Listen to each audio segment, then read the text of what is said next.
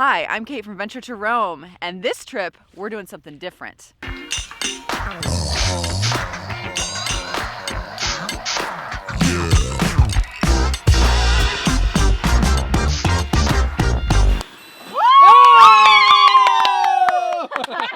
And what's different about this trip is we're mostly on pavement. So we didn't bring the Jeep. It's springtime in Eastern Oregon, and so the weather can be a bit variable. It can be windy, and the temps can get down pretty low in the morning. So since we're meeting up with some friends that have a Gladiator Jeep, and they're trailing a trailer, we thought, let's try out an alternative. Let's do the camper life. So we've got a camper van that we've rented, and we're gonna see what it's like. We're gonna hit the Alvord Desert.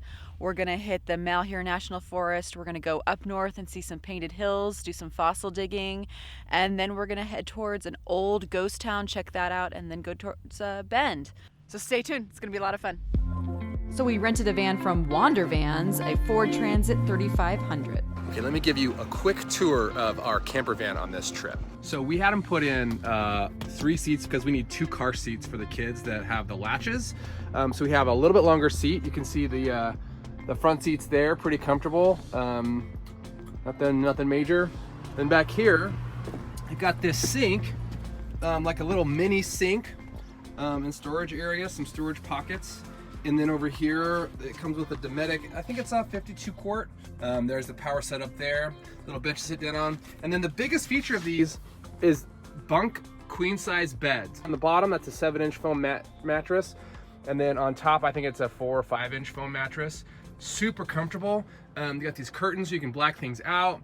I've got 6.5 feet of height in this thing, so I can stand up no problem and walk around. And while it has some definite drawbacks, really interested in the van life. Sometimes when you're leaving Friday after a long day at work, it's just not feasible to wait until you get to camp to have dinner. So we chose to stop in Rome Station, which has the best burgers and milkshakes you can get. So good. We are almost to the spot where we can turn off and get to dirt. Don't know how this thing's gonna do in dirt. We imagine not very well, but it's getting late at night. The sun has set, so we only have about 20-30 minutes of daylight left. So we're gonna be coming in camp in the dark tonight. See how that goes. We've done it before, but we've never done it in a van. Turns out the van did just fine on the easy flat dirt roads, and we were very glad to cozy into our 2 queen-size beds. The Alvord Desert is like nothing else. It's an extreme wasteland with practically no vegetation and no wildlife. This vast, flat land is then dominated by the impressive Steen Mountains. So here we are in the Alvord Desert. This place is incredible. It's an ancient lake bed, and it's like, I don't know how to describe it. It's like being on Tatooine in Star Wars or something. So it's 15 miles long or so and 8 miles wide, and there's not much here. It's like the lake bed isn't sand, even though it's called a desert. It's more like a carpet that's got moon dust on it that gets everywhere. The moon dust seriously gets everywhere when you have sustained high winds and gusts. But for some, the wind is an opportunity, like the land sailors, which can cruise up to 70 miles an hour. Wow. But for us, the wind was a bit much, so we moved to the other side of the playa to get a less windy spot and meet up with our dear friends who came all the way from Seattle and would be joining us for the rest of the trip. Our party was now complete, and with all the rigs, we created our own village on the playa. Our friends just got a new Gladiator, and so we had to spend some time ogling, and it was only a matter of time until we took the trucks out for some fun drive time on the playa.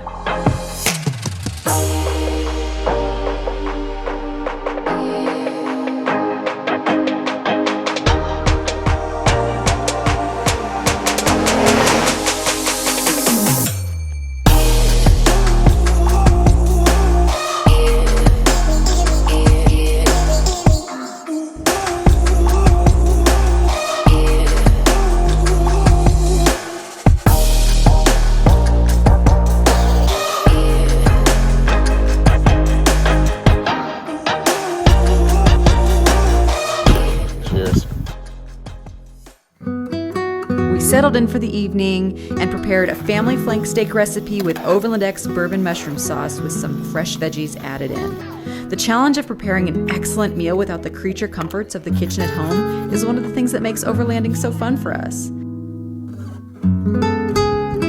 It's not about the swing wheel. It's about the passion. And this challenge of gourmet food coupled with the simple tasks of camp just makes for a really gratifying evening.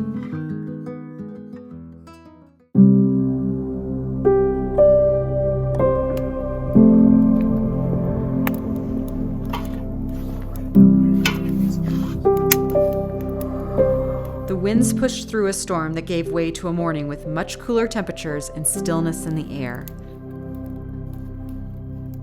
We took one last look at the beauty around us, stretched our legs a bit, and paused to feel gratitude for the experiences of the weekend. We then said our goodbyes to part of our group and hit the road to seek our next adventure.